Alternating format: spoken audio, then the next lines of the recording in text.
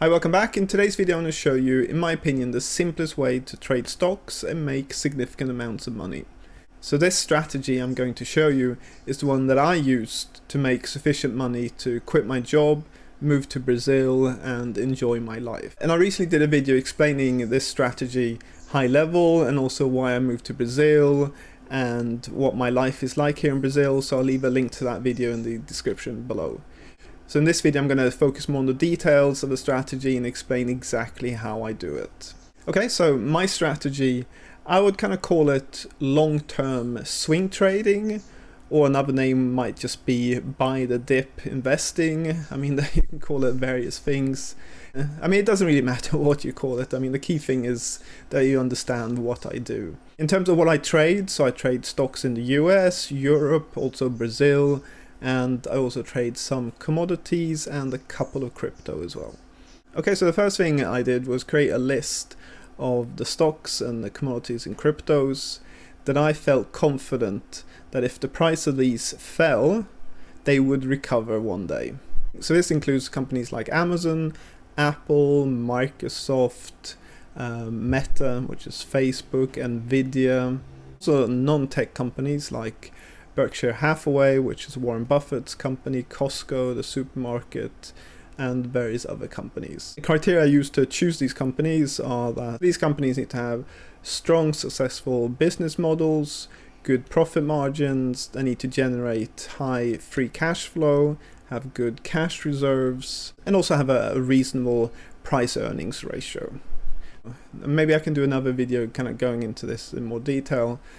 Basically, it's just a big company that's successful, produces lots of cash, and doesn't have a crazy valuation. So then if there is a general economic crisis, or there's a specific problem with one of these companies, then they've got a resource and ability to survive that and recover in the future. So let me just give you an example. So if we look at Meta, so Meta owns Facebook, Instagram, WhatsApp, and a couple other things. And a really good website to use is TradingView. They give you a lot of information about the companies. So here you can see some key facts about the company. So first of all, it's a very big company, $1.4 trillion. So that's a tick in that box. And then you can see here the price earnings ratio, which is 28, which is relatively high, but it's not crazy like some other companies. And maybe I'll do another video explaining what I think is a very high PE ratio and what isn't. But I'm not going to try and go into more details in this video. And then here to the right, you can see how much cash they have. So they've got $58 billion of cash. So significant cash reserves, so that's another tick in the box. And then here you can see a very simple chart just showing you revenue and margins. And here you can see it's performing well with a blip in 2022, which we'll go into more details later. So in my opinion, you don't need to do lots of research. For me, just looking at a TradingView and one or two other websites is sufficient for me to decide whether this company is something that I want to put on my list or not. So then once I created my list, it was just a case of waiting for an opportunity to invest. And I like to keep everything very simple, so I said if the price falls by more than 30% from the all-time high, then I'm gonna look to start investing in the company. But I don't invest when the price falls 30%. I then start doing some technical analysis to find an entry point. Now a lot of traders, they use very technical terms to describe the patterns on the price charts. So if you want technical terms, I use double bottoms, triple bottoms, inverse head and shoulders, and a couple other patterns. In my opinion, you don't need to learn all that. I think you can keep it very simple. So basically what I look out for is that the price starts oscillating around a certain price level, so it's kind of reached a support, and then I just wait for the price to start going up a bit, and that's when I enter and invest in the stock. And then if the stock price falls further, I don't exit the trade, so I don't put a stop loss or anything.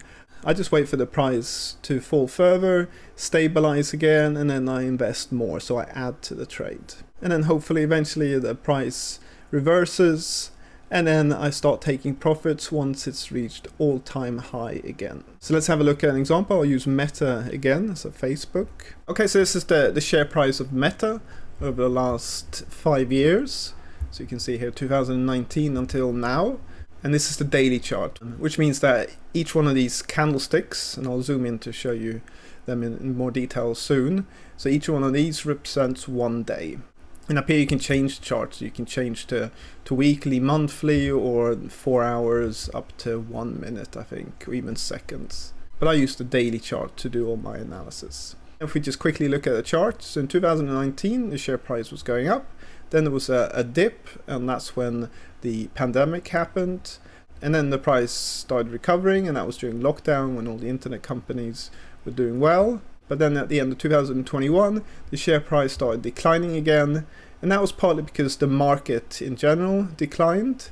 But then there were also specific problems with Meta. So investors were worried about the fact that users for Facebook were going down. They were also worried about the fact that Meta were investing a lot in the metaverse, and investors didn't think that that was going to be successful. So there were various things specific to Facebook which also made the share price decline. And then at the end of 2022, that reversed, and you can see the steep recovery that happened afterwards. So I invested in Meta twice, one time in 2020 and then again in 2022. So let's have a look at those in more detail. So you can see the candlesticks in more detail. So each one of these red or green candlesticks represents one day. And the red box here shows where I entered the trade, and the green is where I took profits and sold the stock. If we just put this line in here, we can see that the price fell 37% from the all-time high here all the way to the bottom here. And so it fell more than 30%, and so I looked for an entry point to buy the stock. So you can see the price declined a bit here, recovered, declined more, recovered, declined, and around here is when it reached minus 30%. So down here is when I started looking. You can see here it went down here, bit up, down again, down again. So it was oscillating around this price point here. So I saw that and went, okay, so if the price starts going up from this point, then I'm going to enter. So then eventually the price went up. You can see the green candles here, then it went down a bit again, and right here is where I entered. So maybe I'll do another video going into the patterns in more detail. But just to keep it simple for this video, it was oscillating around here, then it started going up, and that's when I got in. And to be honest, you don't actually have to do this technical analysis if you don't want to. You could just invest once the stock hits minus 30%, and then if it goes down further, then you invest again. I personally don't do that because I want to try and get a better entry point, but it is possible to do it that way and make it even simpler. So then I entered here, and then it was just a case of waiting for it to go back up to the all-time high here. So that's when I sold part of my investment. Then I waited for it to go up further, and then I sold the rest of it up here. So that was my first trade, and then the price went up, and then it started declining again. This time it was a much bigger decline.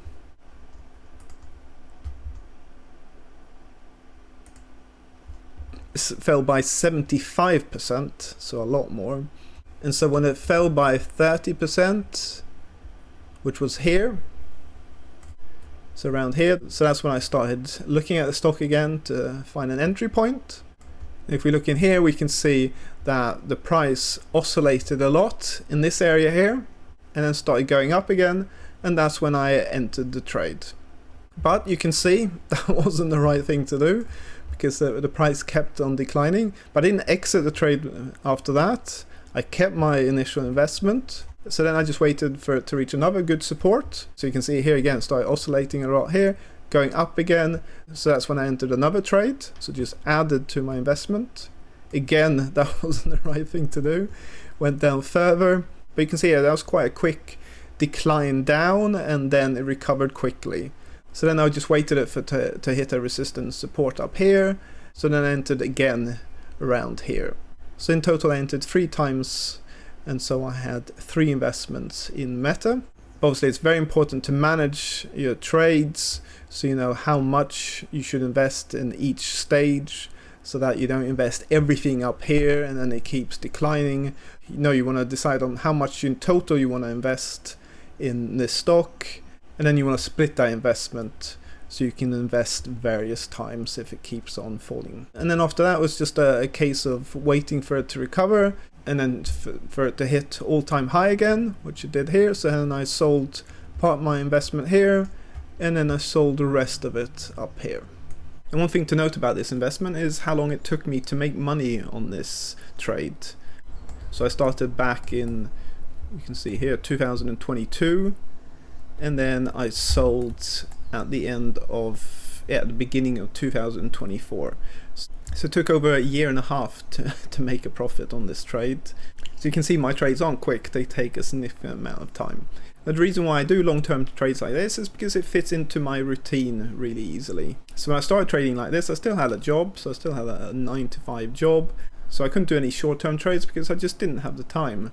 But I could still do these long-term trades because I just had to look at my investments and do a bit of analysis a couple of times a week for a couple of minutes, and that was fine. And now that I'm not working anymore, still I only want to do these long-term trades because I don't want to sit at the computer every day and stare at share prices.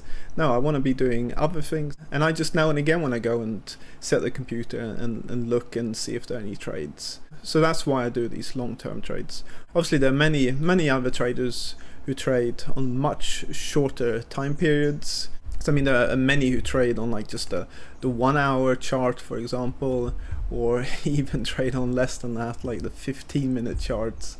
But for me that just doesn't work because I just don't want to be staring at a computer screen every day. And just to show you another trade that I did. So this is Bitcoin, so this is one of the cryptos that I also trade, but I only trade a very limited number of cryptos because it's high risk and you never know whether the cryptos will just totally disappear. Bitcoin is one of them that I feel confident trading.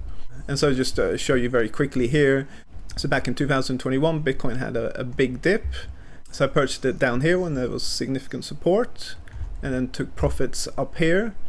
I only took part profits here because I was expecting it to go higher, which it didn't do. So then I held the rest of the investment as it went down here, and then as it declined I added to that investment here, here and here, but it took a long time. So this is back in 2021, 2022, and I only managed to take profits in 2024. So we're talking 2 years here of holding this investment before taking profits. So this is one trade that I'm still in, and so I'm still holding Bitcoin here, waiting to take my final profits up here somewhere. And then finally I'll show you an investment which I'm currently making a big loss on, just to show you that I don't make money on every trade. I mean I can still make money on this trade, I haven't sold it or anything, but at the moment I'm making a big loss on it, and that is Alibaba. So Alibaba is one of the really big Chinese internet companies. I kind of treat Chinese companies a bit like crypto in that they're very high risk and there's a lot of dodgy ones. Having done research on Alibaba, I felt confident enough to invest in that. So when Alibaba started declining here, I entered 3 times, but you can see it's still down here and I'm still making a significant loss. So let's see what happens this one, because it's a really big successful company. It's just that part of the decline here is political. So there's political risk involved with this company. So you never know what the outcome is going to be when politics is involved in it. But I'm not concerned because I've managed how much I've invested in this one compared to the others. So I mean the profits I've made from the other investments cover this loss here, 100 times. So it's not an issue, and this is always going to happen in investing. You're not going to be 100% right all the time. Okay, so that's my investing strategy. I hope you found it useful that I've gone into a bit more details here, gave you a few examples. But I didn't want to make the video too long, so I haven't gone into lots and lots of details. But I'll make further videos in the future. And in terms of how long this strategy took to generate enough money for me to quit my job, so it took around 6 years. So I saved up money while I was working, I invested it in this strategy, and then within 6 years I was able to quit my job. So if you like this video, please leave a like, subscribe. If you've got any questions or anything, leave it in the commentary below. So thanks for watching, until next time.